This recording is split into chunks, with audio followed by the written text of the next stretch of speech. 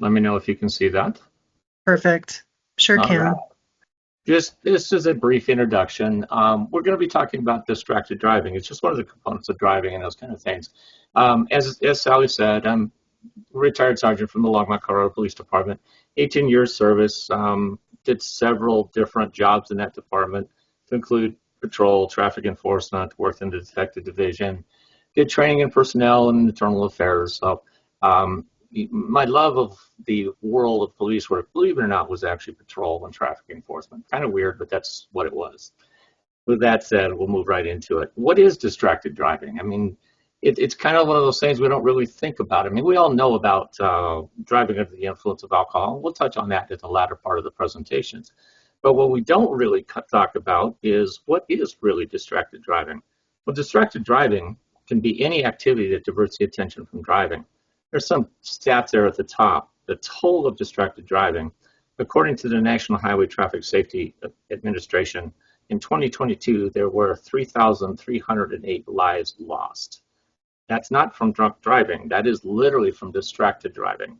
According to the National Safety Council, that due to underreporting, because most people don't self-report on accidents and those kind of things, it's believed to may have caused as much as 40,000 deaths and up to 276,000 injuries annually.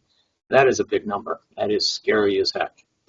When you talk about distracted driving, what it really is, talking on the phone, texting on the phone, that's the one that seems to be the biggest focus of laws that have been enacted, especially in Colorado and those kind of things. Believe it or not, eating or drinking can be distracted driving. Talking to the people in your vehicle, fiddling with the stereo entertainment system or the navigation system, or believe it or not, even thinking about the next meeting or the task at work, or even thinking about issues at home or might be going on or what you need to do this weekend. In summary, it is anything that takes your attention from the task of safe driving. Now, the question really is, what is distracted driving? Well, we've all heard the term multitasking. I mean, if you've been in the business world for a long time, it used to be a buzzword, we're doing multitasking, those things. There actually has been a lot of studies done recently. And the real question is driving multitasking, or is anything really multitasking? And what's really funny is multitasking is really a myth. So in particular in driving, if you're using a cell phone, driving and cell phone conversations both require a great deal of thought. When doing them at the same time, your brain is unable to do either well. The brain is extremely good at switching between tasks. It cannot really do two things or more at the same time. For example, it's really impossible to read a book and have a phone conversation at the same time. There really is no safe way to use a cell phone and drive. Even hands-free, believe it or not, because they're technically not really hands-free because you have to touch something to get the phone to work or those kind of things. Drivers can miss seeing up to half of what is around them because they're engaged in a cell phone conversation. That's scary.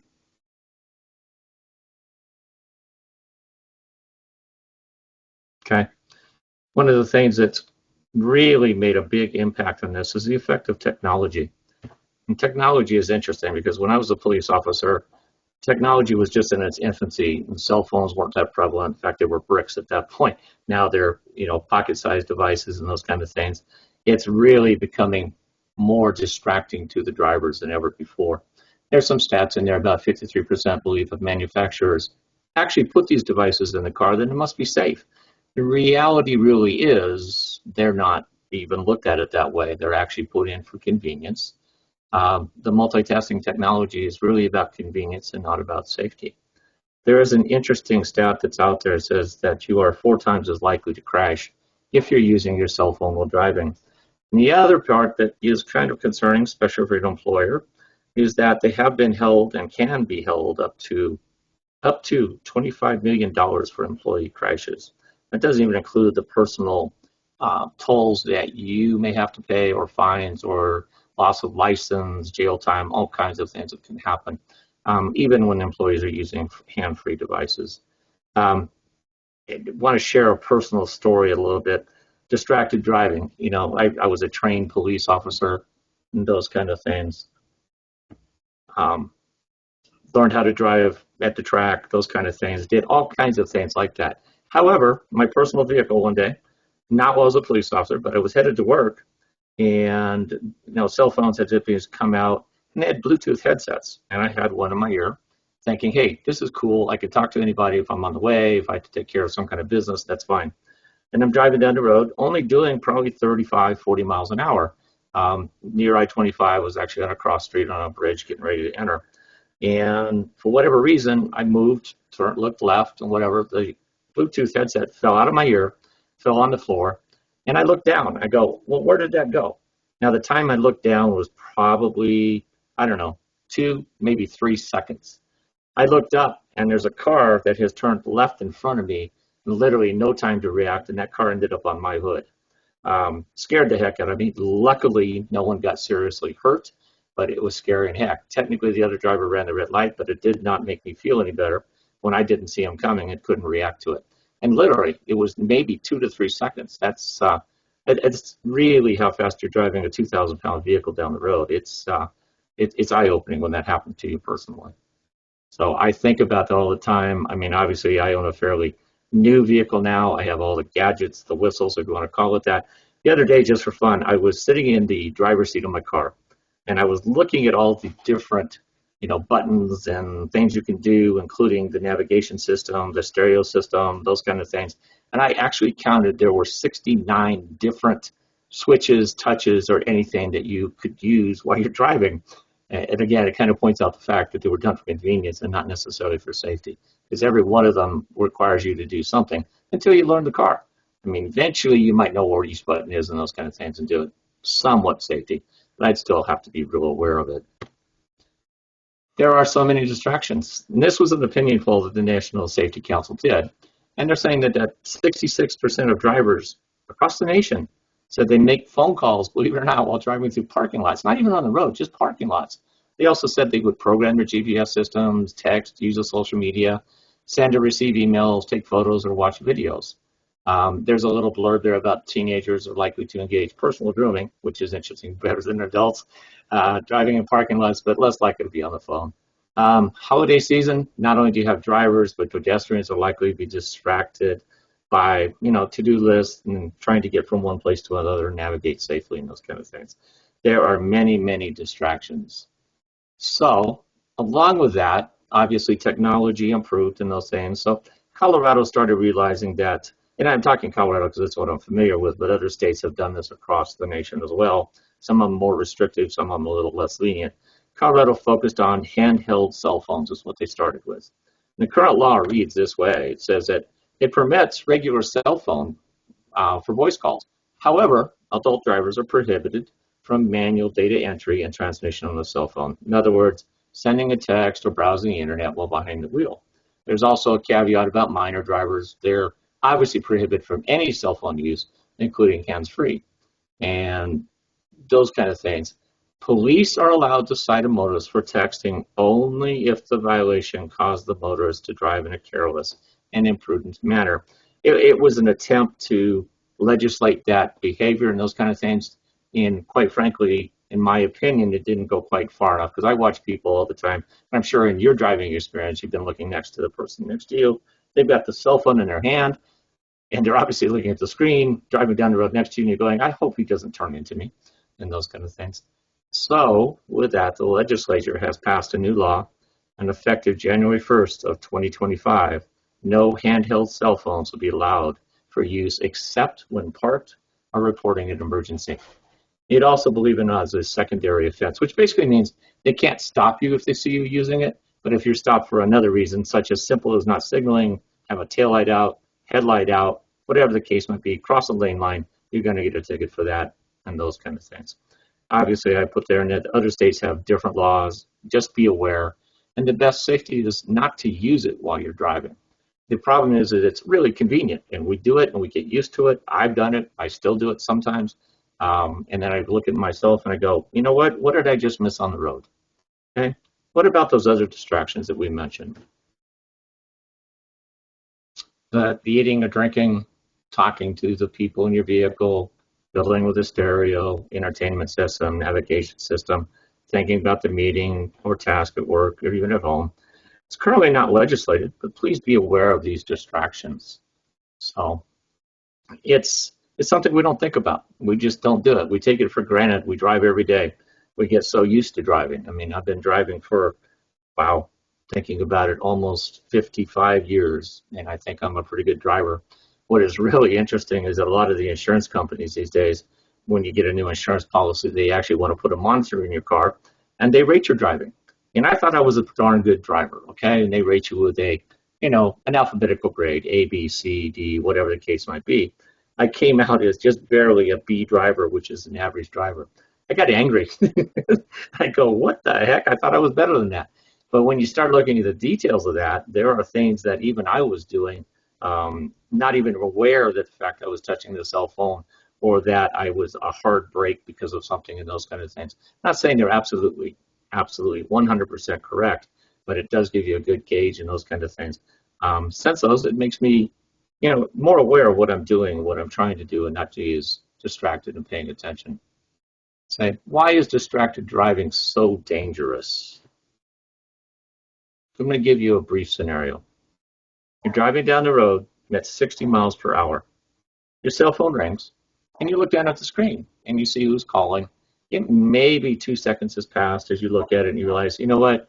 I don't need to answer that. I don't need to deal with that right now. And you return your eyes to the road. Now, when you're talking 2 seconds, you're talking 1001, 1002. Not a whole lot of time. Not a whole lot of time is passed on those things.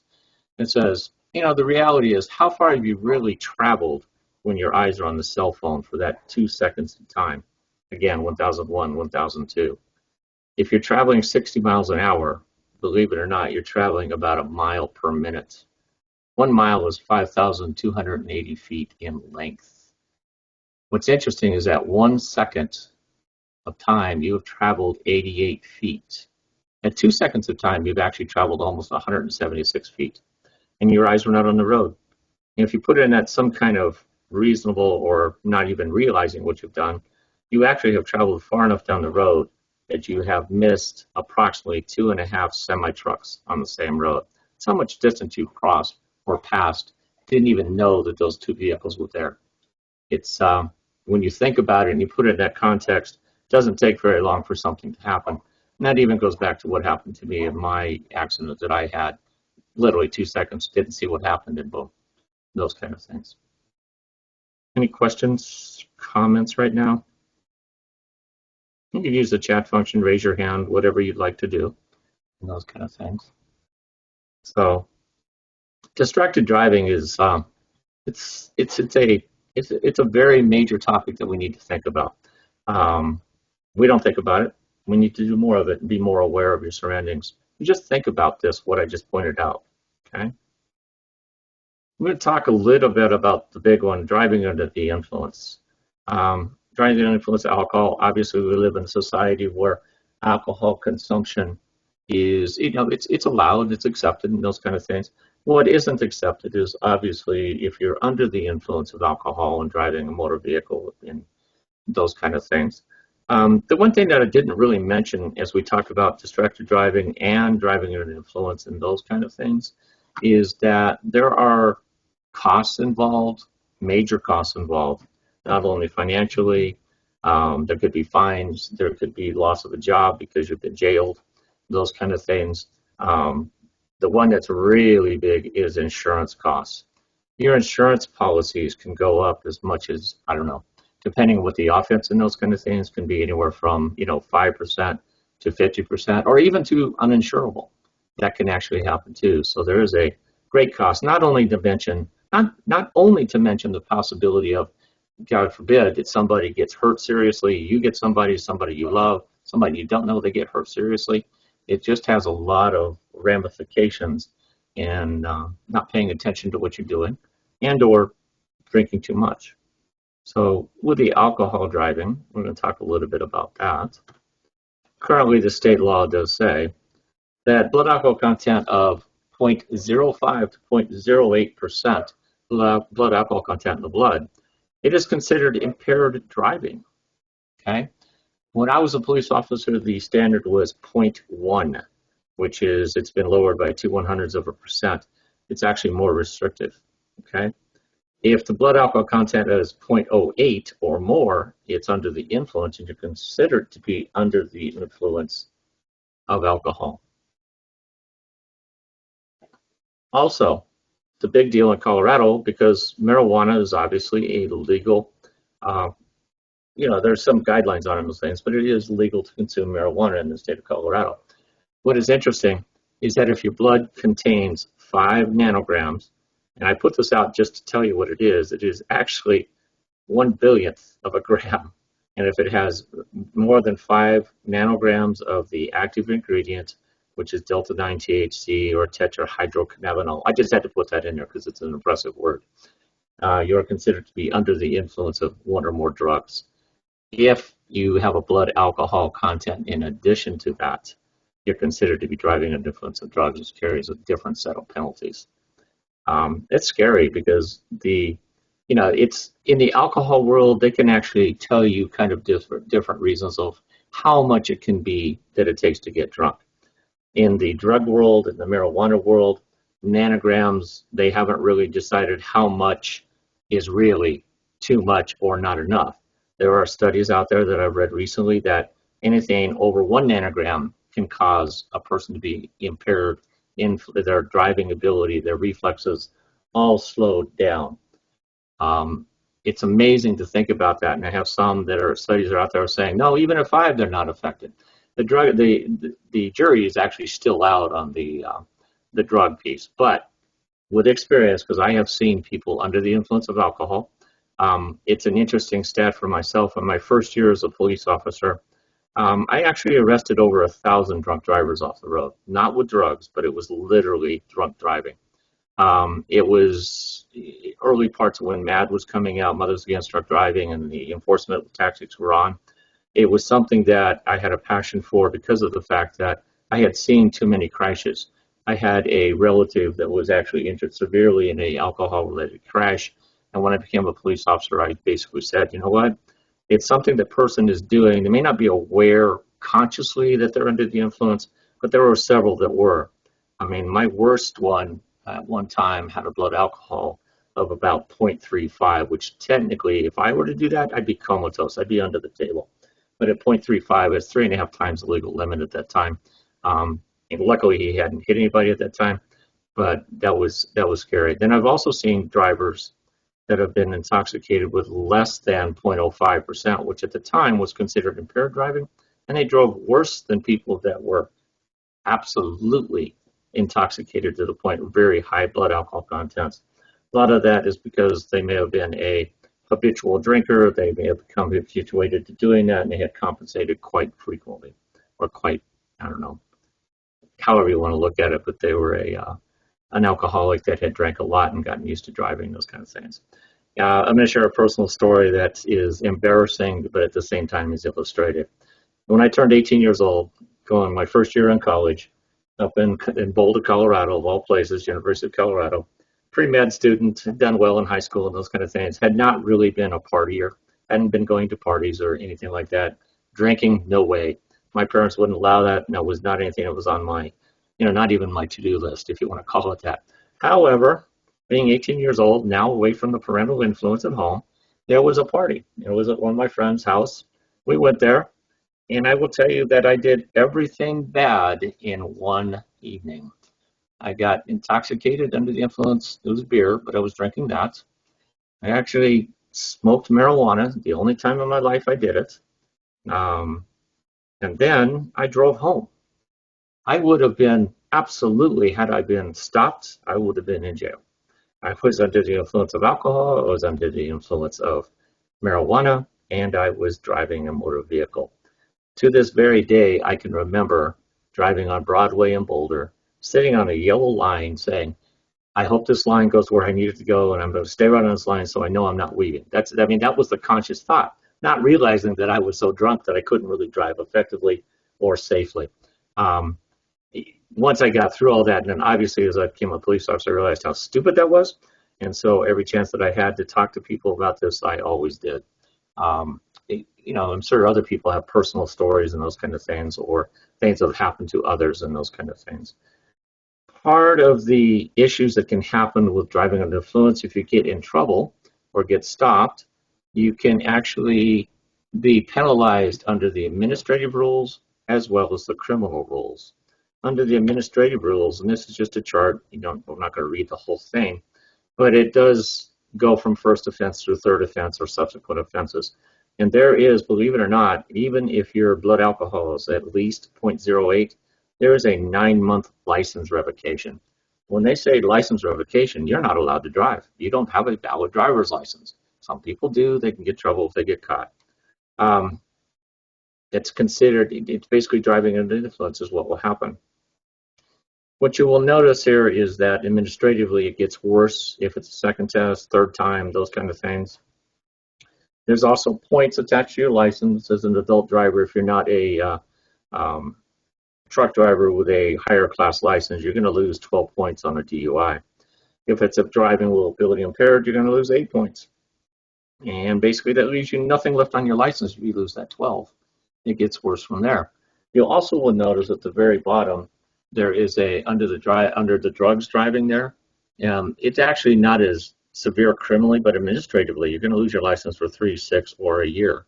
You also lose 4 points.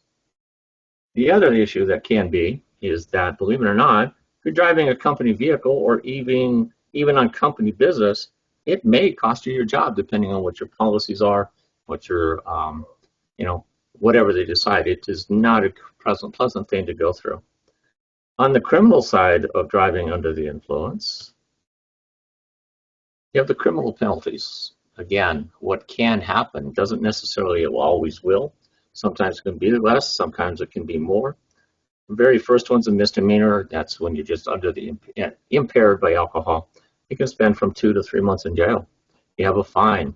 I was looking at some information on that, and an average DUI conviction, if you hire an attorney, will run you anywhere from about $12,000 to $25,000 by the time that all fines and time are calculated into the issue. Now, we all know about drunk driving.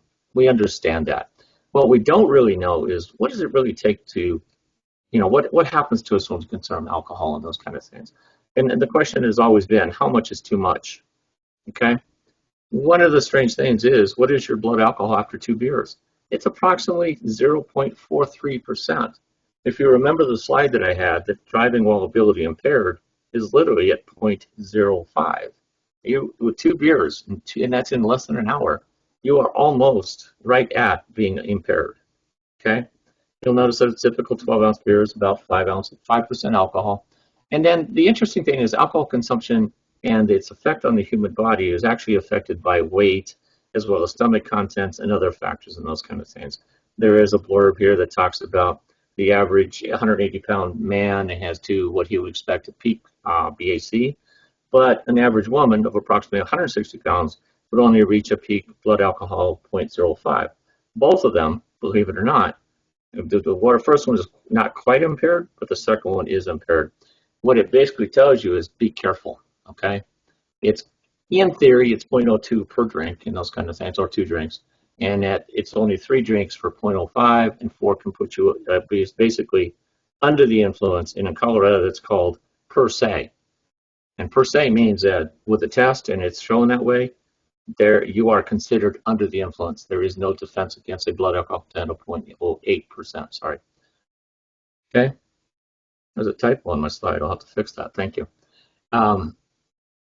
After you drink, the body metabolizes alcohol at a constant rate, and this doesn't matter who you are, of 0.015% per hour.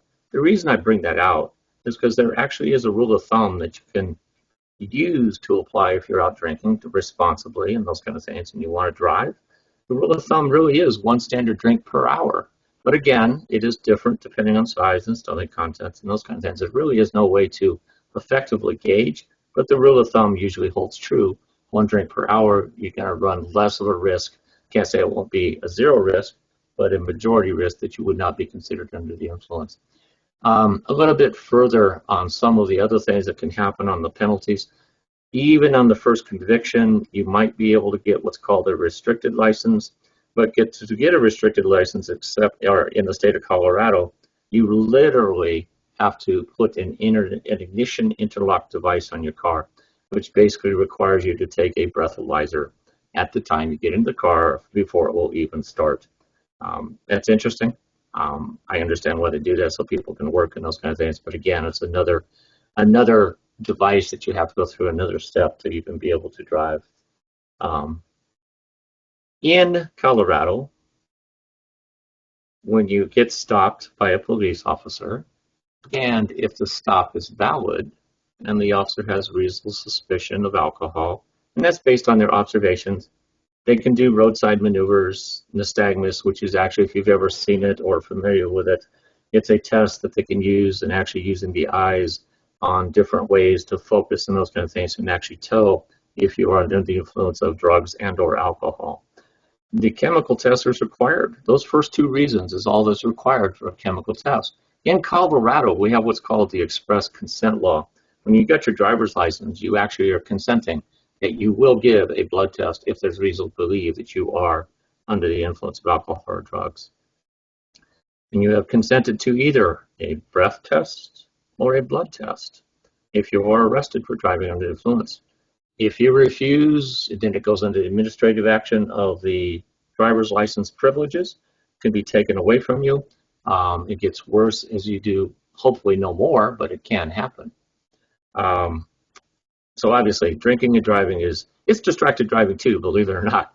I mean, you're not in control of your functions, you're not in control of your motor functions as best as you are when you're sober and those kind of things.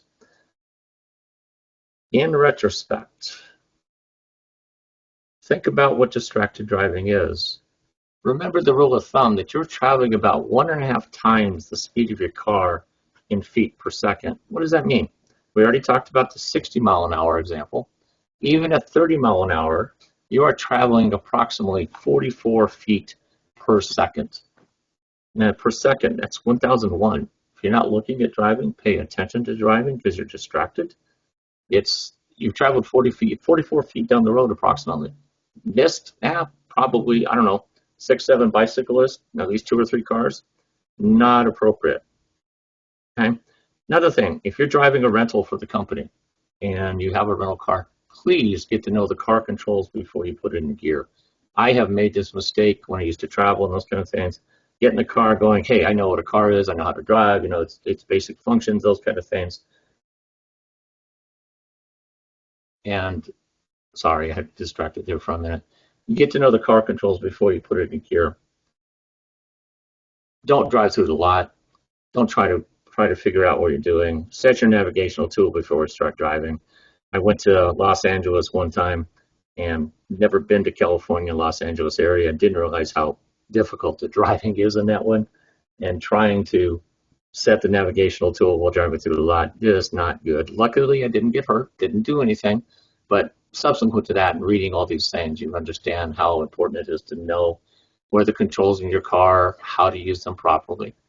And then just as a reminder, distracted driving does include cell phone use, texting, eating, drinking, fiddling with your infotainment system, or even thinking about work or home. And then alcohol responsibly, watch your alcohol consumption if you're going to drive. Be aware and concentrate on the driving without distraction. I don't have a whole lot of material, so we'll probably give you some time back today and those kind of things. But hey, I'm open to any kind of questions, anything you want to talk about, and those kind of things. If you have any questions, raise your hand, let me know. Anything that I can more expound on, please let me know. Hey, Bob, I have a question for you. This is just Sally. In one of the early slides, we talked about, because I know a lot of this is Colorado specific, and we've got folks all over the U.S. and actually outside the U.S. as well. Would you have any recommendations for folks who wanted to just look up on any of those laws specifically around distracted driving? Holding your cell phone, what's secondary, what's a first offense? Some people may already know that, but I wonder if you've got any suggestions of sort of where the absolute rule would be. Yeah, I will tell you, the absolute rule is obviously going to be the published, the criminal statutes for that. But finding those can be somewhat difficult.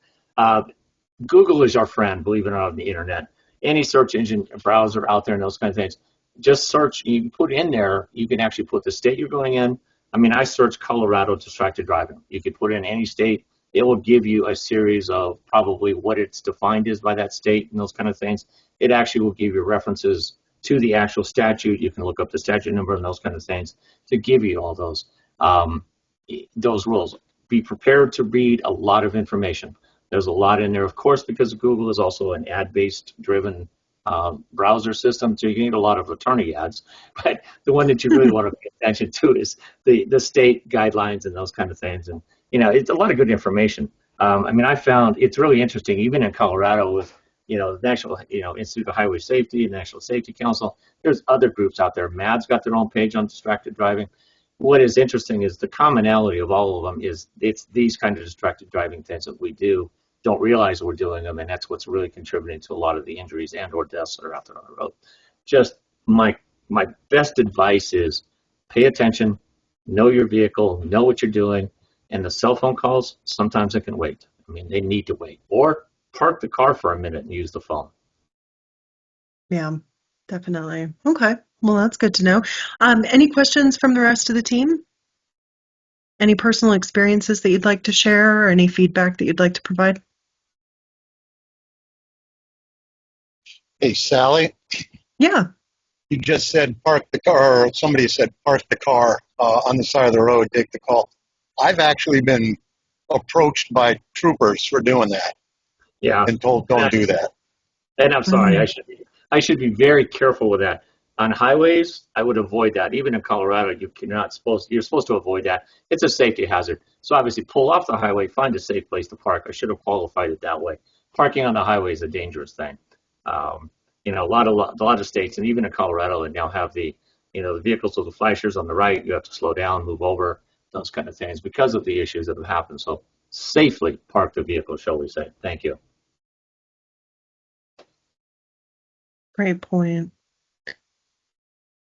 Yeah, I think most of us have heard that if you're getting a call, pull over before you get to it. Well, that doesn't always work, not in every situation. Just be careful. Just be careful. And obviously, if you are renting cars, really check them out.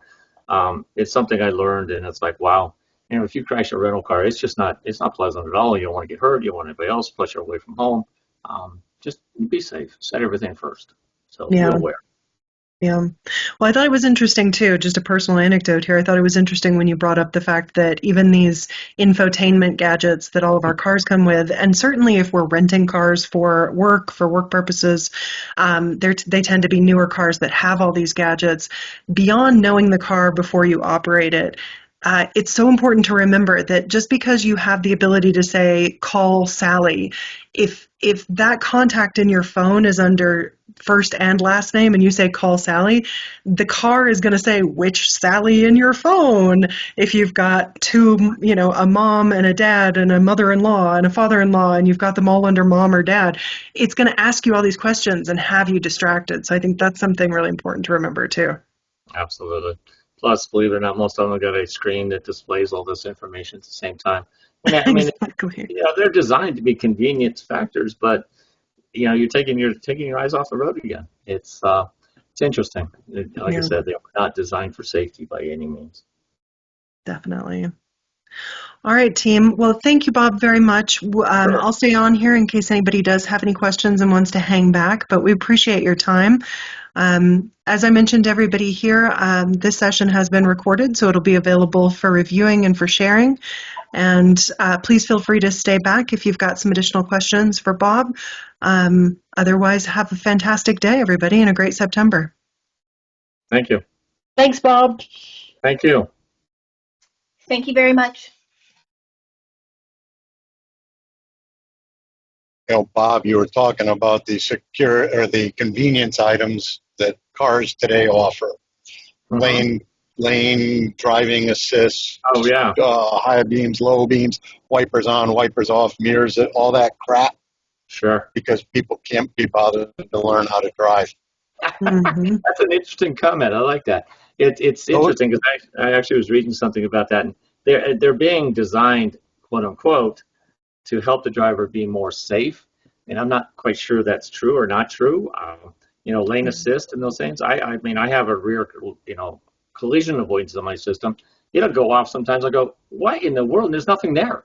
So, is it really 100%? 100%? I don't think so. So there could be an over-reliance, to your point, of relying on those things that are set up and not learning how to drive, to your point. It's interesting. Yep. Yeah, I get more distracted when the car says I'm about to hit somebody, but it's just because somebody's parked on the side of the road. I get more True. distracted by that all the That's true. time.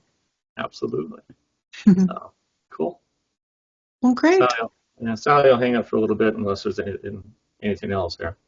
Yeah, it looks like we're good. No other comments coming in other than thanks and praise for your time. Really appreciate it, Bob. Sure. No problem. Talk to you later. Talk to you later. Thanks. Thanks. Bye. Bye-bye.